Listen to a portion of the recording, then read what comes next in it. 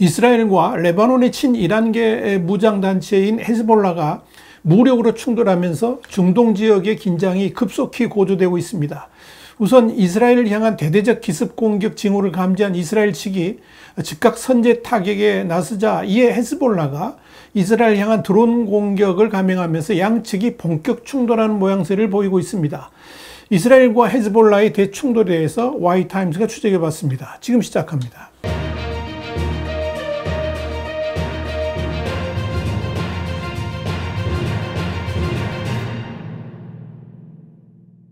CNN은 현지 시간으로 25일 이날 아침 레바논 북부와 중부에 위치한 헤즈볼라 미사일 부대가 이스라엘을 향해 공격을 준비 중이라는 정보를 입수하고 이를 사전에 막기 위해서 이스라엘군도 대대적인 선제 타격을 진행했다 그러면서 이스라엘군이 약 100대의 전투기를 동원해서 40곳 이상의 헤즈볼라 로켓 발사장을 공격해서 파괴했다 이렇게 밝혔습니다. 이스라엘군은 25일 오전에 X 그러니까 옛 트위터에 올린 성명을 통해서 테러 단체 헤즈볼라가 25일 아침 발사체를 이용해서 벤구리온 국제공항을 비롯해서 이스라엘 중부 지역까지 타격할 준비를 하고 있는 것을 파악했다 그러면서 레바논 남부에 대한 선제 공격을 통해서 이런 시도를 무산시켰다라고 말했습니다. 성명은 이어서 헤즈볼라 로켓 대부분은 이스라엘 북부를 겨냥했었다 그러면서 우리는 100여 기의 전투기를 동원해서 수천 개 달하는 레바논 내 로켓 발사대를 동시에 타격했다 이렇게 설명했습니다. 여기에 대해서 헤즈볼라는 이스라엘의 공격 이유는 전혀 근거가 없다 그러면서 이스라엘에 대한 1단계 공격으로 320발의 로켓과 드론을 통한 반격을 단행했다 이렇게 주장했습니다. 헤즈볼라는 이어서 이번 공격이 지난달 30일 베이루트 남부 공습으로 최고 사령관 푸아드 슈크르가 사망한 것에 대한 보복성 대응이다 이렇게 밝혔습니다.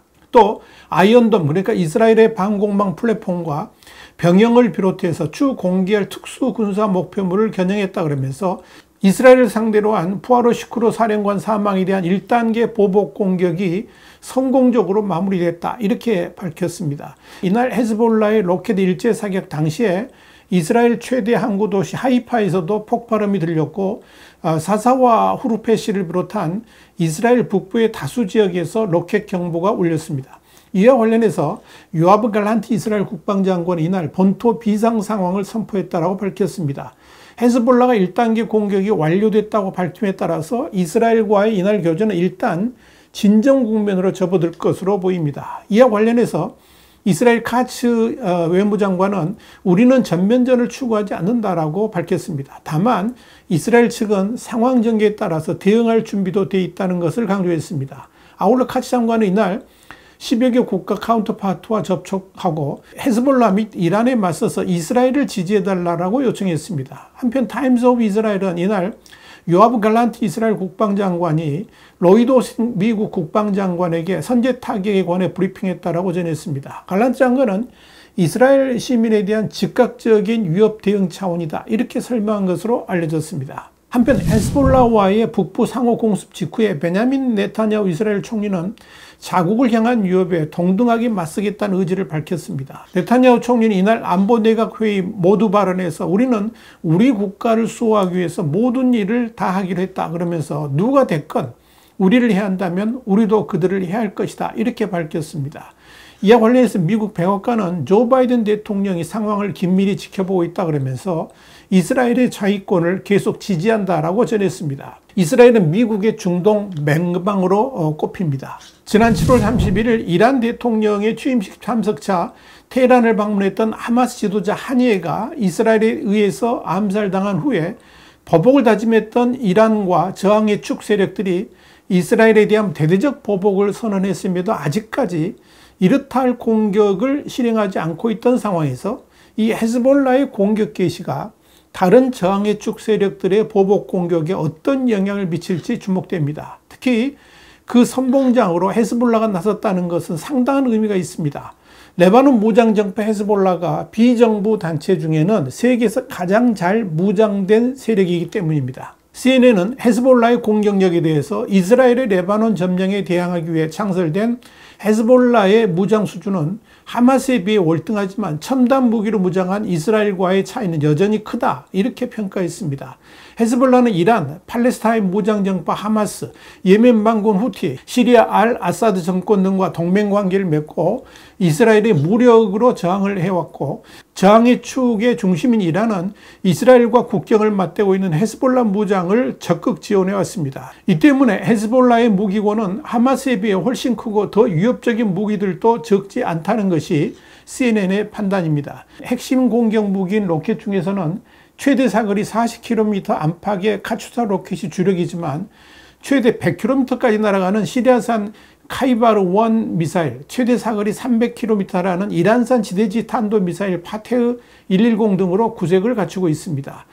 CNN은 특히 헤즈볼라는 이스라엘 넘어서 시나이 반도까지 날아갈 수 있는 최대 사거리 500km의 스커드 미사일도 보유하고 있다 그러면서 로켓, 미사일과 함께 헤즈볼라의 주요 공격 수단 가운데 하나인 드론도 이란의 지원을 받아 다양하게 보유하고 있는데, 헤즈볼라가 보유 중인 드론 샤이드 129 기종의 최대 비행거리는 2000km에 달한다, 이렇게 밝혔습니다. 지난해 10월 7일 가자 전쟁 발발 직후부터 하마스에 대한 지지와 연대를 표명하면서 이스라엘과 무력 대치해온 헤즈볼라는 그동안 주로 단거리 로켓과 미사일을 활용했습니다. 하지만 헤즈볼라는 때로 로켓과 미사일로 이스라엘에 적잖은 피해를 안겼고, 드론을 이용해서 이스라엘 최대 항구인 하이파를 촬영한 후에 이를 위협수단으로 활용하기도 했기 때문에 이스라엘과 전면전이 벌어질 경우에 헤즈볼라는 그동안 사용하지 않고 아껴왔던 더 위협적인 무기를 꺼내들 가능성도 충분히 있다는 점에서 위협적이라고 말할 수 있을 것입니다. 여기에 대해서 CNN은 헤즈볼라의 점점 정교해지는 무기는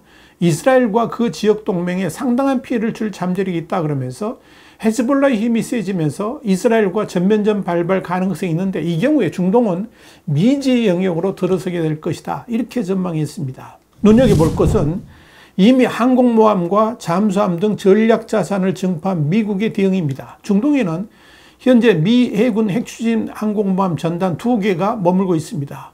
오만만에서 작전 중이던 시어도어 루스벨트 항모전단에 더해서 지난 21일 에이브럼 링컨 항모전단이 추가로 도착하면서 그런 겁니다. 단독으로도 웬만한 국가의 국방력 전체보다 강하다는 평가를 받는데, 이 정도면 사실 중동 전체의 공격력도 능가할 수 있다는 그런 평가를 받습니다. 이렇게 미국의 해군력이 모이는 것은 이스라엘과 이란을 위시한 저항의 축 세력들과 정면 충돌할 수 있다는 우려 때문이었습니다. 미국은 지금 중동 전쟁 발발 가능성에 무게를 두고 해군력을 집중 투입하면서 이란 등 세력에 강력한 경고를 하고 있습니다. 실제로 미 국방부는 핵추진 순항 미사일 잠수함 조지아호하고 또 F-22 전투기 편대 등 여타 전략 자산에도 잇따라 이동 명령을 내렸고, 11일에는 이동 속도를 높이라면서 에이브럼 링컨 전단에 박차를 가기도 했습니다.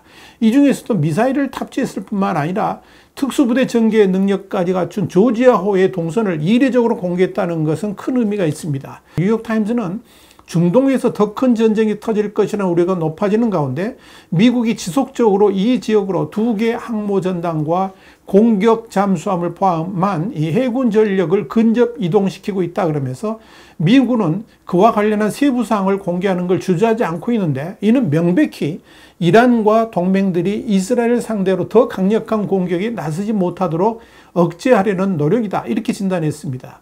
뉴욕타임즈는 이어서 미 정부 고위 당국자를 인용해서 미군은 이란으로부터의 위협에 대처하는 데 우선순위를 두고 있고, 헤즈볼라로부터의 공격은 레바논과 국경을 맞댄 이스라엘군이 대부분 방어를 감당할 것으로 보고 있다, 이렇게 덧붙였습니다. 지금부터 관심의 초점은 헤즈볼라를 호언하는 이란이 어떤 태도를 보이는가에 대한 겁니다. 이미 대대적 보복을 공언했던 이란 입장에서는 당연히 헤즈볼라의 보복에 힘을 실어줘야 되겠지만, 이란은 아직까지 별다른 움직임을 보이지 않고 있습니다. 그러면서도 이란은 시점만 정해지지 않았을 뿐 이스라엘에 대한 보복은 반드시 실행할 것이다, 이런 입장을 견지하고 있습니다. 이에 대해서 이란 관영 인사통신은 아바스 아락치 신임 이란 외무장관이 24일 이스라엘에 대한 보복은 적절한 시기에 적절한 방법으로 이루어질 것이다, 이렇게 말했다고 보도했습니다.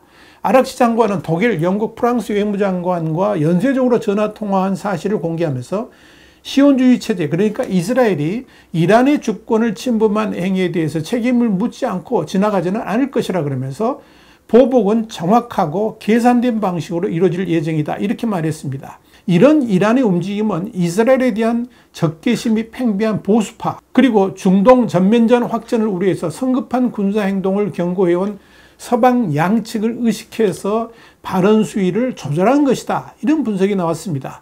보수파가 다수인 이란 의회의 승인으로 지난 21일 취임한 아락치는 마수드 페제시키안 대통령과 같이 온건 개혁파로 이란이 2015년 핵 개발을 억제하는 대신 경제 제재를 완화하는 내용으로 미국 등 서방 국가들과 핵 합의를 할 때 협상팀에 몸담았던 인사라는 점에서 이스라엘에 대한 즉각적 보복에 반대 의사를 표명하면서 일단 이스라엘과 하마스 간의 휴전 협상 상황을 지켜보면서 대응 여부와 수위를 결정할 것이라는 전망이 나옵니다. 이스라엘과 하마스는 현재 휴전 협상을 진행 중입니다. 와이타임스 국제정세 분석의 주북이 되었습니다. 감사합니다.